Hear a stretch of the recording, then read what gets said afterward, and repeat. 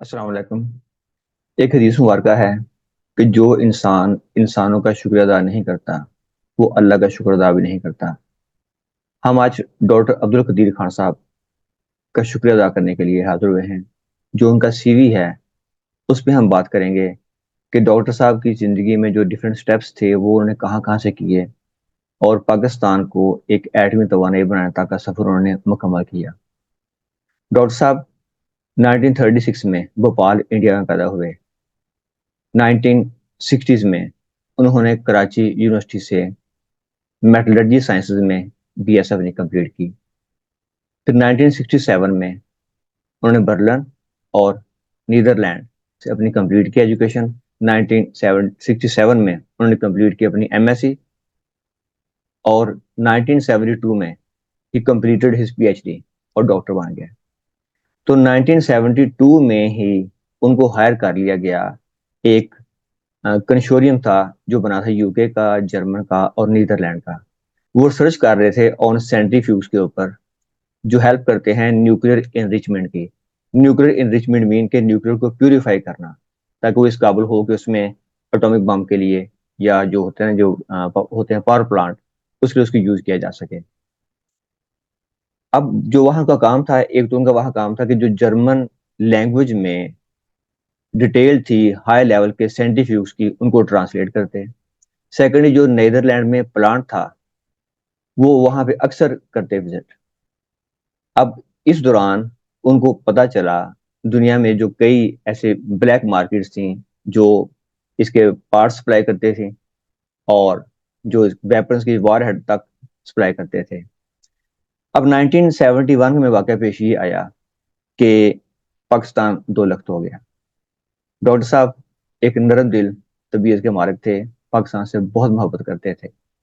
ان کو اس کا اتنا شوق لگا، اتنی تکلیف ہوئی ان کا دل میں ارادہ کیا کہ میں پاکستان کو انشاءاللہ اس قابل بنا دوں گا کہ پھر دوبارہ کبھی کوئی ملک اس کی طرف آنکھ اٹھا کر بھی نہیں دیکھ سکے گا۔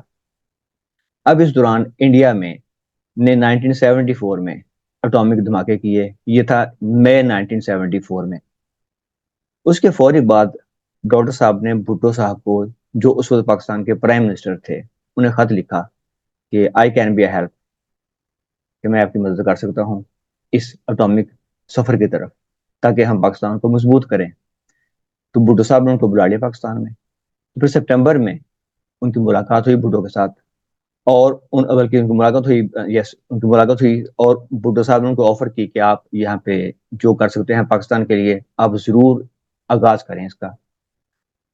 تو اس سے پہلے یاد رکھیے گا کہ یہ میں بات کروں 1974 کی، پاکستان میں ایٹمی توانائی کمیشن ادارہ 1956 سے ورک کر رہا تھا، جو پاکستان میں ایک تو چاہ رہے تھے نیوکلیر پاور پلانٹ ان کے ریفرنس سے کام کر رہا تھا اور زیادہ تر کام کرتا تھا وہ پولونیم کے اوپر۔ تو ڈاکٹر صاحب نے کہا ان سے مل کے آپ کام کر لیں، لیکن آپ جانتے ہیں جو ادارے ہوتے ہیں، جو اداروں کے سربراہ ہوتے ہیں ان کا ایک خاص قومی مزاج ہوتا ہے۔ ہمارا ایک خاص قومی مزاج ہے کہ ہم نے کام نہیں کرنا اور جو کام کا کریڈٹ ہے وہ ہم نے لینا ہے، ہم کام کریں یا نہ کریں، جیسے اب یہ سنت ہماری جاری ہے۔ اب پھر بھٹو صاحب نے کہا بھی اگر آپ کا ان سے فریکوینسی میچ نہیں کر رہی تو ایک الگ سے ادارہ قائم کر دیا گیا، قدیر اٹامک لیبارٹریز، اور اس پہ کام شروع ہو گیا۔ اب یہ آغاز اس کا ہوا تھا 1974 میں، جیسے میں نے آپ سے عرض کیا، بلکہ 1975 میں ڈاکٹر صاحب نے نیدرلینڈ چھوڑ دیا۔ یعنی کہ یہ ایسے تھے اوورسیز پاکستانی، پاکستان کی خدمت کے لیے انہوں نے نیدرلینڈ چھوڑ دیا اور پاکستان آ گئے پاکستان کو مضبوط کرنے کے لیے۔ ہمارے ہاں سنت یہ ہے کہ پاکستان سے پیسہ کماؤ، دولت کماؤ، باہر بھیجو، ریٹائر ہوں تو پھر ملک سے باہر نکل جاؤ امیگریشن لینے کے لیے۔ ڈاکٹر صاحب نے اس کے بالکل ریورس کیا تھا۔ تھینک یو ڈاکٹر صاحب، اللہ کو بہت زیادہ ہے۔ چونکہ آپ ایک تصویر دیکھتے ہوں گے، آپ اس تصویر میں لوگ دکھاتے ہیں قائد اعظم رحمۃ اللہ علیہ، لیاقت علی خان صاحب، محترمہ فاطمہ جناح اور ڈاکٹر عبدالقدیر خان۔ ایک تاریخ جو بتائی جاتی ہے وہ بنتی ہے اور ایک تاریخ دلوں کی تاریخ ہے، تو یہ چار لوگ ہمارے دلوں میں رہتے ہیں، لوگوں کو پتا ہے یہ حقیقت کیا ہے۔ اب 1976 میں یہ قدیر اٹامک لیبارٹریز کا آغاز کیا گیا۔ پہلے اس کا نام تھا ریسرچ لیب، بعد میں 1981 میں اس کو نام دیا گیا خان ریسرچ لیب سے اس کو نام دے دیا گیا۔ اس نے کام کیا اٹامک ایٹم بم کے اوپر، اور کہتے ہیں کہ 1984 میں پاکستان نے اپنا ٹارگٹ اچیو کر لیا تھا۔ پھر جب ضیاء الحق صاحب 1987 میں انڈیا گئے تھے، جبکہ ان کی فوجیں ہمارے بارڈر پہ کھڑی ہوئی تھیں، تو کرکٹ میچ کی ڈپلومیسی کے حوالے سے وہاں پہ گئے، اور وہاں جا کے انہوں نے راجیو صاحب کو بتا دیا کہ اگر اب آپ نے اب حملہ کیا تو ہم بھی ایک اٹامک پاور ہیں، پھر تمہارے لیے بھی حالات اچھے نہیں رہیں گے۔ تو یہ سفر تھا، اور پھر پاکستان 1998 میں پاکستان نے ایٹمی دھماکہ کیا۔ اس وقت پاکستان کے وزیر اعظم نواز شریف صاحب تھے۔ اب یہ پوری ورکنگ دیکھیں، یہ سفر شروع کب ہوا، کب کمپلیٹ ہو گیا، لیکن اس شخص کو ہم کریڈٹ دینے پہ تیار نہیں۔ نو ڈاؤٹ اس وقت وزیر اعظم تھے نواز شریف صاحب، انہوں نے ایک چیز تیار تھی کہ پیکٹ ایفرٹ کر کے ایک گاڑی تیار کر لی گئی، اب گاڑی میں چابی لگا کے اس کو بس سٹارٹ ہی کرنا تھا، تو ان کے حکم پہ وہ چابی لگی۔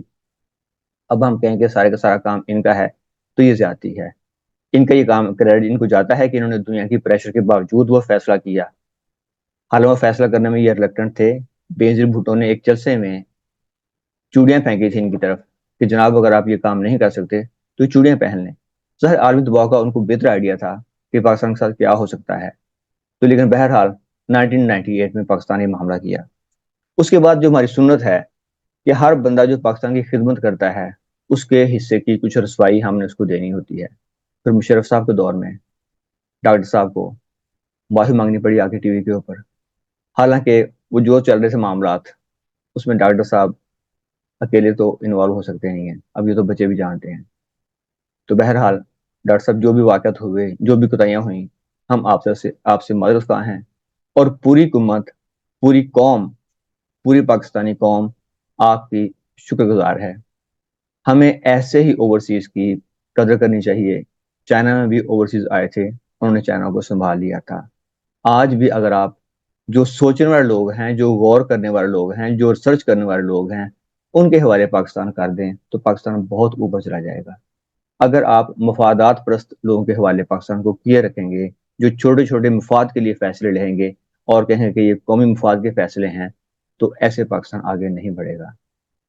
اللہ تعالیٰ ہمارے ملک کو بہت ترقی دے، اس کو اچھے حکمران دے، اس کو اچھے سائنٹسٹ دے، اور سائنٹسٹ کی ہم قدر کریں۔ اللہ ہم سب کا ہم ناصر ہو۔ اللہ حافظ۔